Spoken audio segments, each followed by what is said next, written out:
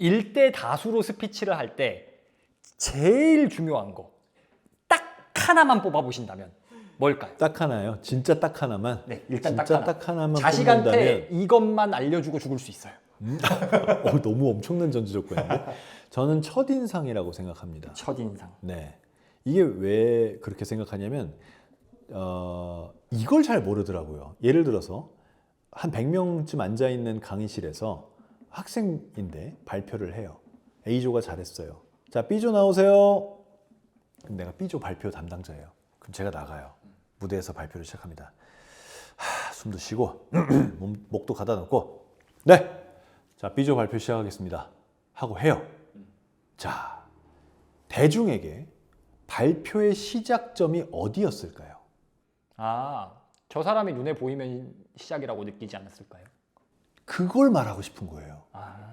발표하는 사람들은 자기가 한숨 쉬고 하고 옷매무새 가다듬고 머리 다듬고 지금부터 발표하겠습니다. 이 지금부터라고 말할 때가 시작이라고 생각해요. 실제로는 언제가 시작이냐면 자리에서 일어날 때예요. 그렇죠. 사실 저는 그런 강연을 많이 해봤고 그러니까 그렇게 생각하지 일반적으로는 그렇죠. 네.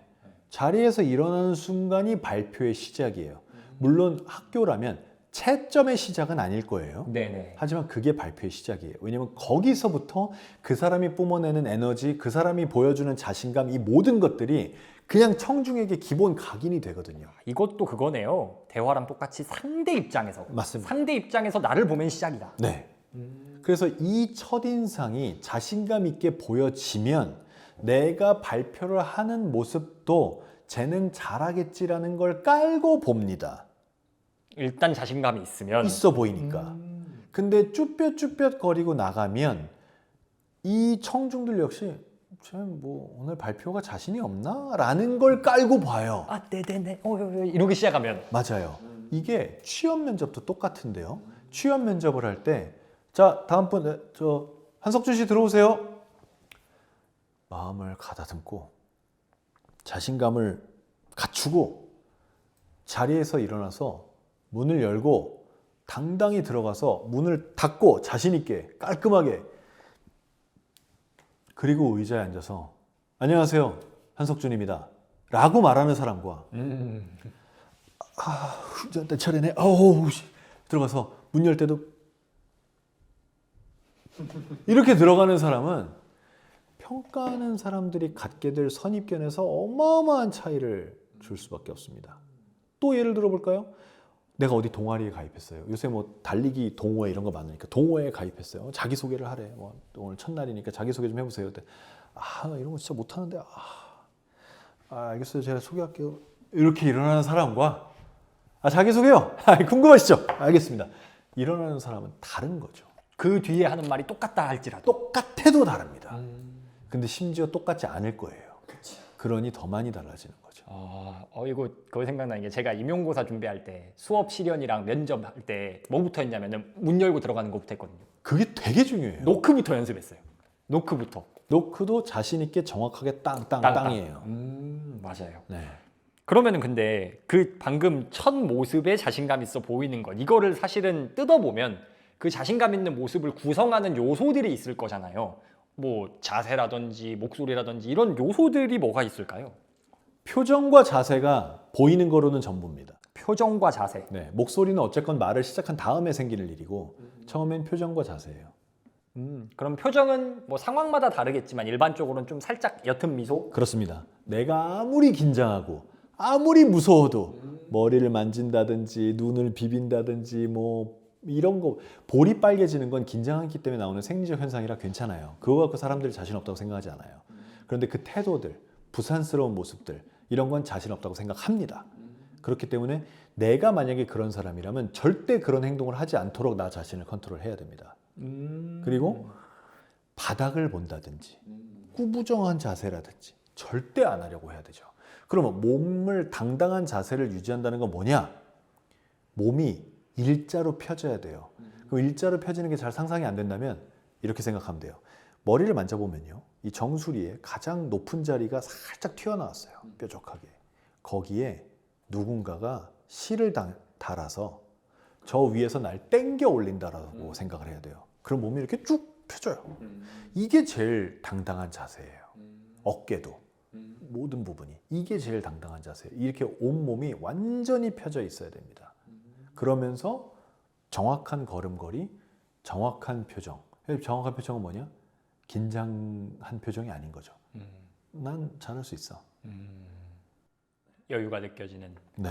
근데 그런 거를 사실은 재밌는 게 저도 막 옛날에 수업 실현하거나 아니면 영상 촬영할 때 찍어 보면은 자기가 무슨 표정을 하고 무슨 자세를 하고 있는지 몰라요. 모르죠.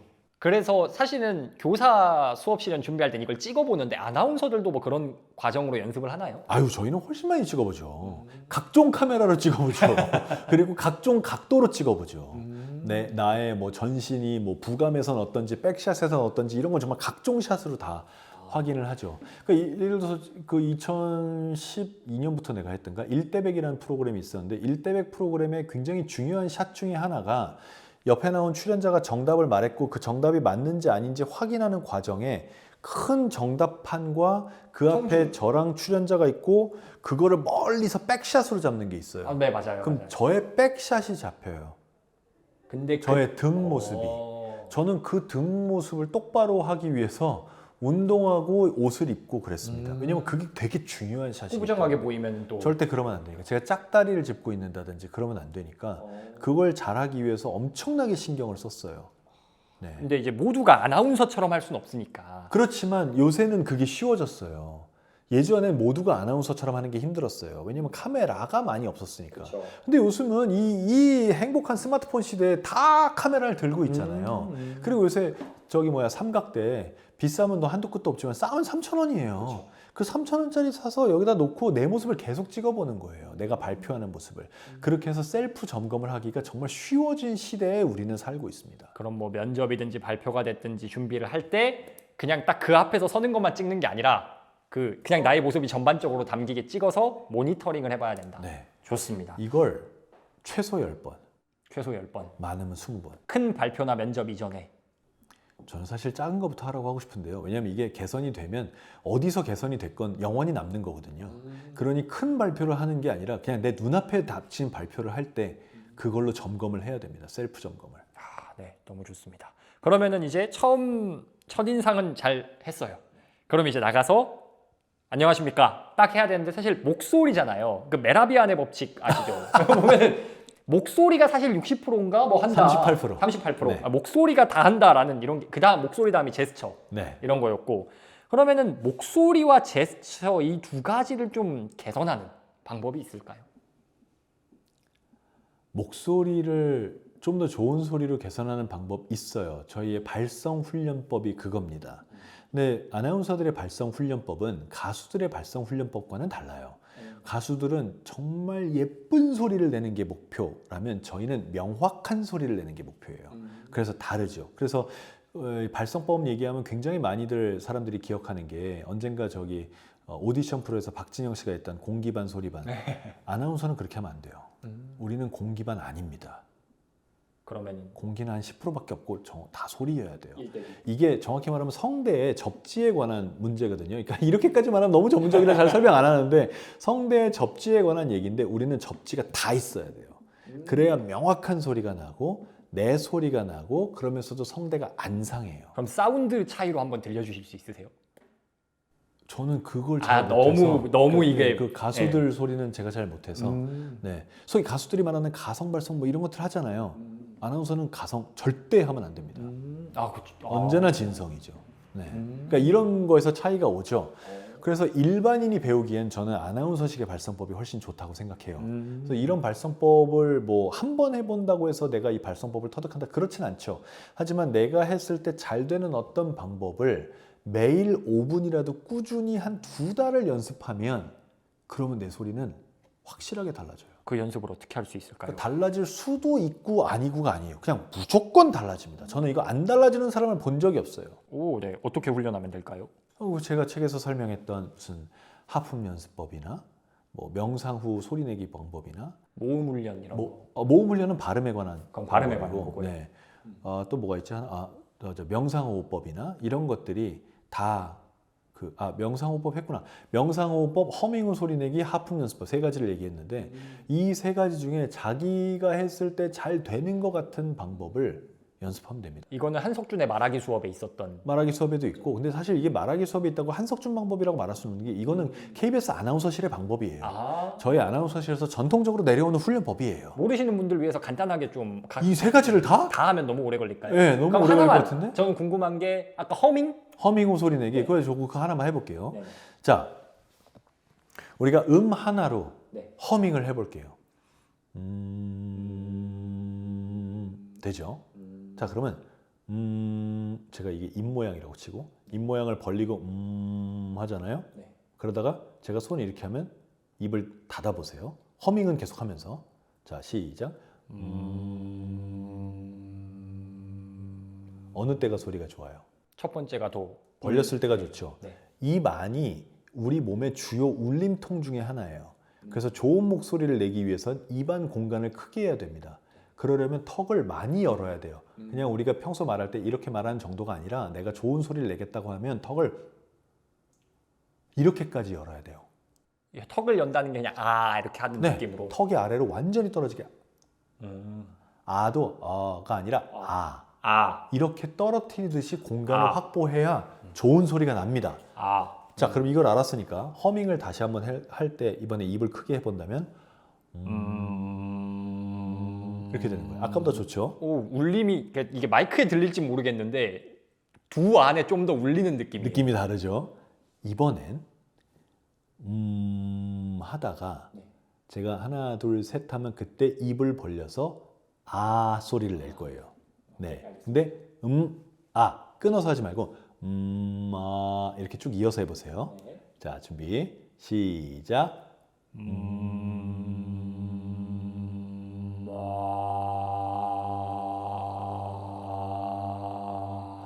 지금이 북토크님이 낼 수 있는 제일 좋은 소리예요. 방금 목이 좀 갈라진 것 같은데. 갈라진 건 지금 첫날이라 그렇고 이 연습을 반복하면 내 몸이 낼 수 있는 제일 좋은 소리를 낼 수 있게 돼요.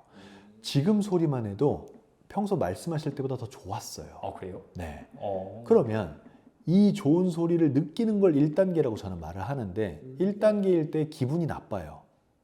왜냐하면 연습할 땐 되는데 말할 땐 안 되거든. 맞아요. 네. 그럼 이거를 매일 5분씩 2달 동안 꾸준히 하면 어떻게 되느냐? 어느 날 말을 할 때 한두 글자가 연습할 때처럼 예쁜 소리가 나요. 오. 그걸 내가 매일 아침 연습했기 때문에 예쁜 소리가 뭔지 내가 알잖아요. 그래서 2달 정도 됐을 때 그게 딱 나요. 나 방금 말할 때 그 소리 난 것 같은데? 이래요. 그럼 그게 2단계입니다. 이때도 계속 연습을 하면 그 내 말에 좋은 소리가 나는 비율이 점점 늘어나는 거죠. 그래서 100%가 되는 거죠. 어느 날은. 이렇게 내 소리를 발전시켜 가는 거죠. 하루에 5분만 해도. 이거 5분만 해도 돼요. 아나운서들은 30분, 1시간, 2시간씩 해요. 근데 뭐 누구나 이렇게 할 수 있는 건 아니잖아요. 뭐 내일 생업도 바빠 죽겠는데 언제 이거 30분 연습합니까? 근데 5분만 해도 네. 됩니다. 재밌네요. 그러면 5분을 까먹을 거 아니냐? 매일 연습하는 걸 내가 잊어버리지 않냐? 비법을 알려드릴게요. 샤워할 때마다 하세요. 오. 설마 하루에 한 번은 씻겠지? 그리고 또 좋은 점이 있어요. 화장실은 대체로 공간이 울려요. 맞아요. 그래서 내가 연습을 할 때 내 연습하는 소리가 더 좋게 느껴져요. 착각. 네, 착각이죠. 하지만 그게 자신감이 돼서 계속 연습하고 싶어지는 긍정적인 효과가 있더라고요. 제가 시켜보니까. 아니 지금도 뭔가 의식적으로 하게 되죠. 턱을 내려야 될 것 같은 네. 그런 근데 느낌이 한 10분, 20분 지나면 까먹어요. 맞아요. 네. 근데 이게 2달 동안 반복을 하면 그게 습관처럼 나한테 붙는 거죠. 오, 너무 좋네요. 제스처는 어떨까요? 제스처는 저는 초반에 자신 없는 사람이면 하지 말라 그래요. 아예 하지 마라. 네. 그럼 하지 마라. 어떻게 하고 있죠? 이러고 그럼, 말하는 거예요? 그렇죠. 안 한다고 생각하면 또 손이 되게 어쩔 줄 몰라요. 저희 아나운서들 처음에 입사해서 방송 처음 할 때 제일 힘든 게 손이에요. 이놈의 손들을 어쩔 줄을 모르겠다니까. 그래서 저희가 보통 큐카드를 듭니다. 그쵸. 이것만으로도 그렇죠. 마음이 편해요. 왜냐면 내가 이걸 잡았거든. 아니면 마이크를 들죠.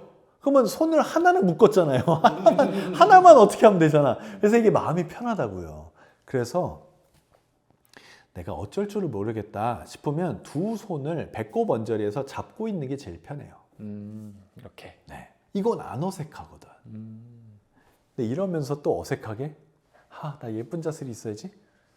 팔꿈치를 들어. 이건 또 어색해요. 그냥 팔꿈치가 몸에 붙어도 돼요. 그러니 배꼽 앞쪽에서 두 손을 잡고 있는 자세는 그냥 내 자신을 좀 편하게 해주는 게 있죠. 반대로 내가 이런 걸 들고 있다. 이것도 들고 있다는 것만으로 편할 때가 있어요. 근데 펜이나 레이저 포인트를 주의할 점이 있어요. 이걸 사람한테 가리킬 때가 있어요. 이거 기분 나빠요. 지금 기분 나쁘죠? 이게 이렇게 사람한테 이렇게 가리키면 기분 나빠요. 그래서 이 막대기 종류를 들고 있을 땐 그걸 굉장히 조심해야 됩니다. 자기도 모르게 이러고 말하면 안 되니까. 네. 작대기인데 사람 겨눠서 좋은 거는 마이크밖에 없어요. 자, 여기 한 말씀 하시죠. 이거 괜찮아요? 근데 이게 아닌 모든 거는 다 기분 나빠요. 그러니 이 부분을 많이 조심을 해야 됩니다. 네. 심지어 이 펜이라도요. 펜을 두 손으로 이렇게 잡고 있을 수도 있어요. 이래도 마음 편해요. 뭔가 손이 이렇게 노는 것보다 어쨌건 묶어놨거든. 그래서 마음 편해요. 근데 이 제스처가 이제 의식적으로 쓰기 시작하면 조금씩 늘기 시작하는데 초반에는 강조의 영역에서만 쓰시는 게 좋습니다. 강조할 때만 뭐 이렇게 네. 한다든지. 네. 제가 여러 유튜브 채널을 마다하고 북토크에 나온 이유는 이겁니다. 이런 게 제스처죠. 이런 게 강조죠. 근데 이럴 때 또 주의할 점이 있어요. 북토크에만 나온 이유는 이겁니다. 라고 없애는 것보단 그 문장이 끝날 때까지 제스처를 유지하는 게 낫습니다. 보통 민망하니까 샥. 그렇죠. 네. 그걸 보는 사람도 느낀다는 거예요. 제가 뭔가 자신감이 없구나. 굉장히 스피치를 잘하는 사람들은 안 그래도 돼요. 이 정도 가지고 그 사람이 자신감 없어 보이지 않아요. 근데 내가 그게 아니고 지금 제스처를 처음 배워나가는 상황이라면 어떤 문장이 끝날 때까지 그 동작을 유지하고 있는 게 좋습니다. 지금 제가 했듯이 유지하고 있는 게 좋습니다. 그 다음 말을 이어나갈 때 바꾸는 거죠. 이게 좋아요. 너무 좋네요. 근데 지금 제가 한석준 아나운서님의 말씀을 계속 들으면서 느끼는 게 중간중간에 포즈, 일시정지를 굉장히 그냥 몸에 배어서 잘 쓰시거든요. 근데 그 스피치를 할 때 이 잠깐 멈추는 것에 어떤 효과가 있을까요? 이건 고급 기술이에요. 네. 그래서 만약에 제가 지금 말하는 걸 보고 따라서 할 수 있으면 하세요. 근데 아마 초반에는 잘 안 될 가능성이 커요. 그리고 그 북토크님이 이거를 캐치했다는 것 자체가 북토크님은 말하기에 대해서 중수 이상인 거예요. 고수 영역에 거의 발 하나 걸치신 거예요. 감사합니다. 왜냐면요. 이게 제가 3년째였을 때니까 만 2년 조금 지났을 때였어요. KBS에 들어가서. 그때 저는 우리말 겨루기라는 프로그램을 했는데 우리말 겨루기라는 프로그램이 그러니까 퀴즈쇼는 MC의 역할이 굉장히 큰 프로그램이어서 만 2년 된 초보 아나운서인 한석준이 하기에는 솔직히 무리인 프로였어요. 그래서 초반에 시청률이 박살납니다. 제가 하도 못해서. 진짜로요. 10에서 받았는데 8까지 떨어져요. 그때 이제 제가 진짜 이걸 잘하기 위해서 있는 힘껏 노력을 했는데 그 노력하는 과정에서 제가 노력을 하니까 예뻐 보였겠죠. 그래서 그 당시에 저희 메인 작가가 남자분이었는데 그 선생님이 저한테 얘기한 거예요. 야, 포즈를 좀 써봐. 근데 그럼 그분이 얘기하기 전까지 내가 포즈를 몰랐느냐? 아니죠. 저희 아나운서실에서 이론으로는 많이 교육을 받았고 말하기의 기본 기능 중에 하나인데 이걸 제가 왜 몰랐겠습니까? 근데 아는 거하고 쓰는 게 달랐던 거죠. 그래서 그 말을 듣는 순간 내가 안 쓰나? 가 첫 번째 든 생각이었고요. 그 말을 듣고 제 방송을 다시 보면서 내가 안 쓰네를 알았고요. 그럼 써보자 라고 생각을 한 거예요. 자, 이 말은 뭐냐면요. 저는 쓰는 줄 알았어요. 그런데 화면으로 보니까 제가 안 썼잖아요. 그 말은 더 쉬어도 된단 말이에요. 생각보다 내 말에 공백이 있어도 된다. 더 쉬어도 된다는 말이에요. 그래서 제가 그걸 몰랐던 거죠. 그래서 그 다음 주 녹화할 때는 작정하고 써보자라고 생각했습니다. 아예 길게 쉬자. 제 생각엔 이건 방송사고 아닌가라는 수준까지 쉬었어요. 그래도 얼마 안 쉬더라고요. 그래도 얼마 안 쉬더라고요. 뭐 길어야 2, 3초 이렇게 쉬나요? 3초면 실력자예요. 3초를 쉴 수 있다면? 네. 보통 3초 못 가요. 보통은 1초에서 끝납니다. 고작 1초 쉬면서 내가 많이 쉰다고 생각하죠. 저도 그랬었고 3초나 갈 수 있으면 그건 이미 포즈를 깨달은 거예요. 그 포즈를 만약에 저는 저의 아나운서 초기 시절에 제가 실력이 한 단계 점프했다고 느끼는 과정 중에 하나가 포즈를 자유롭게 쓸 수 있다였는데 그 포즈를 자유롭게 쓸 수 있게 되면서 저는 아나운서로서의 실력도 늘었고 퀴즈 프로그램 진행자로서의 실력도 늘었어요. 포즈가 어떤 효과가 있었길래 그런 극적인 성장했다라고까지 표현할 수 있는 정도일까요? 포즈가 지금 생각하면 어떤 힘이 있느냐? 여유, 집중, 강조 이 세 가지가 됩니다. 긴장한 사람이 말을 빨리 할까요? 긴장하지 않은 사람이 말을 빨리 할까요? 긴장하면 빨리 하죠. 그렇습니다. 그래서 포즈를 두는 순간 내가 긴장을 안 한 것처럼 보여요. 했을지라도. 그래서 이걸 여유라고 해요. 그 다음에 제가 말을 하다 말고 이렇게 쉬면 사람들이 나를 보게 돼 있어요. 집중하게 되죠. 그게 집중이에요. 그리고 그 순간에 집중을 했기 때문에 거기서 강조가 생깁니다. 우리가 문장에서 강조라는 방법이 세 가지가 있어요. 소리를 크게 내는 거, 소리를 느리게 말하는 거, 그 다음에 앞에 포즈를 두는 거예요. 예를 들어서 저는 뭐라 그럴까? 저는 많은 음료수 중에 이 트레비를 제일 좋아해요. 트레비라는 걸 강조하고 싶어요. 그럼 크게 말하는 게 방법이에요. 저는 많은 음료수 중에 트레비를 좋아합니다. 방법이죠. 느리게 말하는 것도 방법이에요. 저는 많은 음료수 중에 트레비를 좋아합니다. 근데 포즈가 제일 세요. 저는 많은 음료수 중에 트레비를 제일 좋아해요. 순간 확. 네. 크게 말하지도 않았고 느리게 말하지도 않았지만 여기서 집중되고 여기서 강조가 되는 거죠. 물론 여기서 제가 이제 이거를 1, 2, 3번이라고 하거든요. 크게 말하기 1번, 느리게 말하기 2번, 포즈 두기 3번. 이걸 섞기도 해요. 1 더하기 2, 2 더하기 3, 1 더하기 3 섞기도 합니다. 하지만 어쨌든 어떤 말을 강조할 때 포즈가 가장 힘이 세요. 좋습니다. 그런데 제가 지금 들으면서 든 생각이 요새 컨텐츠를 많이 만들잖아요. 근데 사람들 지루한 거 못 견딘다고 사실 영상 보면 저도 옛날에 그러긴 했지만 중간에 그 소리 오디오 뜨는 맞든다고 하는데 이 부분을 잘라버리거든요. 속도감 있게 전개한다고. 그래서 지금 든 생각이 일반적인 스피치와 크리에이터의 말하기가 다른 건가? 아니면은 크리에이터들이 이 포즈의 힘을 모르고 있는 건가? 이게 궁금한데 이런 유튜브든 뭐가 됐건 컨텐츠를 만드는 사람들에게 있어서 이런 내용을 어떻게 적용해야 될지가 또 궁금하거든요. 요새는 아예 편집 어플에서 맞든 거 다 잘라주죠. 맞아요. 없애라! 그럼 싹 다 없애죠. 예, 그렇긴 합니다. 근데 그거는 영상을 어떻게 만들고 어떤 쪽으로 집중을 할 거냐의 차이라고 저는 봐요. 예를 들어서 쇼츠나 릴스나 이렇게 짧은 영상이면 사실 그 포즈까지 두기가 쉽지 않을 수 있죠.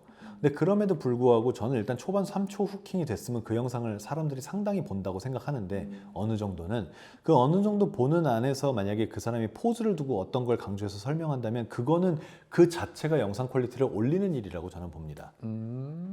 예를 들어서 뭐 말 잘하는 법에 대해서 말해준다면은 3초에 후킹한다면은 여러분 1초 만에 말 잘하는 방법 알려드리겠습니다. 그건 바로 포즈입니다. 뭐 이렇게. 그렇게 말했다고 해서 거기서 사람들이 돌릴까요? 안 돌립니다. 그러면 그 외에 사실 요새 콘텐츠 만드는 거 관심 있으신 분들이 많은데 방금 그거 외에도 크리에이터들을 위한 좀 말하기 꿀팁? 콘텐츠 안에서 내 전달력을 높이고 내용을 잘 전달하는 이런 꿀팁 하나 있을까요? 참 이거 뭐 누구 욕하는 건 아니지만 제가 아주 즐겁게 보는 어떤 지식 채널에 네. 그분을 난 정말 과외해주고 싶어요. 누굴까 궁금하네요. 내가 너무 좋아하는데 네. 그분의 목소리와 그분의 발음이 난 너무 신경 쓰여요.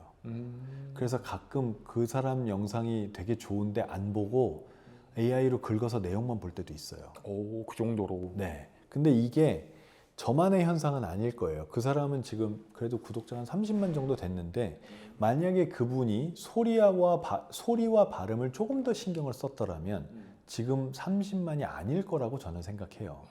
네.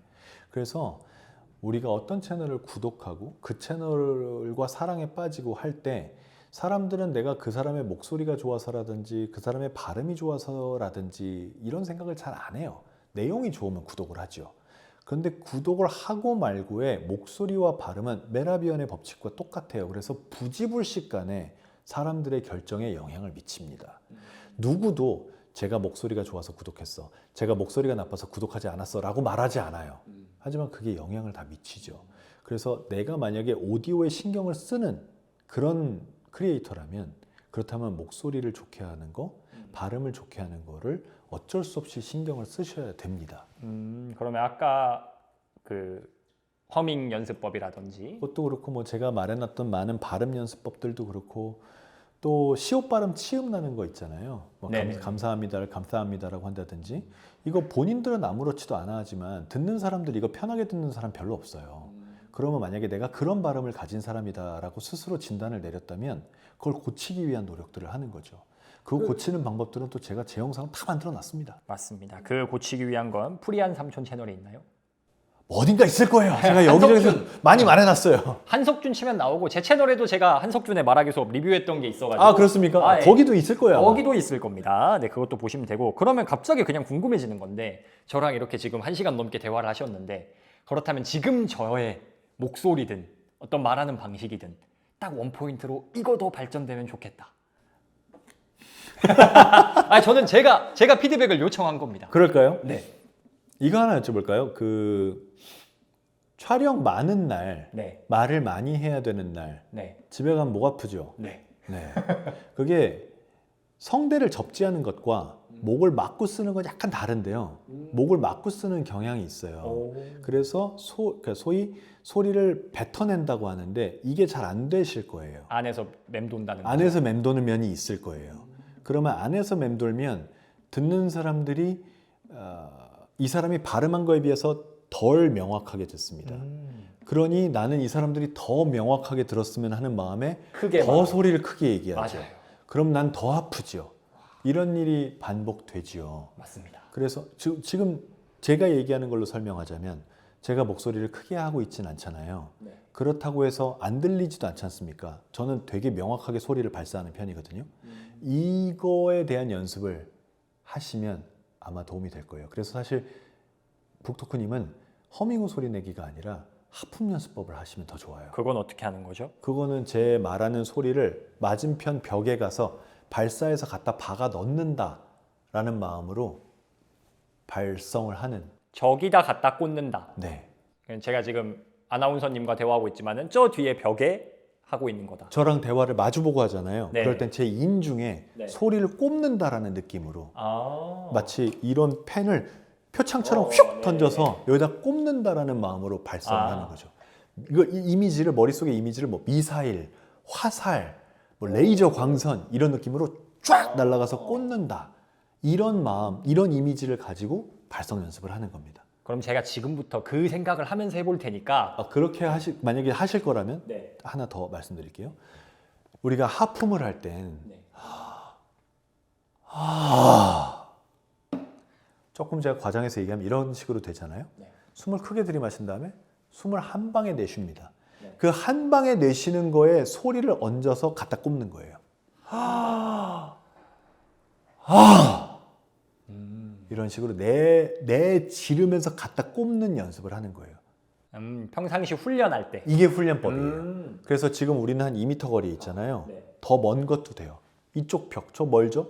그런 좀 먼 벽에 갖다 꽂아버린다라는 마음으로 이 하품 연습법을 하는 거예요. 이게 이미지를 명확하게 그리면 그게 될까요? 왜냐하면 그냥 크게 말하게 될. 아니, 이건 크게 말하면 안 되고, 그러니까 포인트가 크게 말하는 게 아니에요. 그러니까 크게 말한다는 얘기는 내 입에서 나간 소리가 사방으로 퍼지는 거예요. 그게 아니고 내 소리를 뭉쳐서 공처럼 뭉쳐가지고 얘를 내가 말하고 싶은 그 상대방한테만 쫙 던지는 거예요.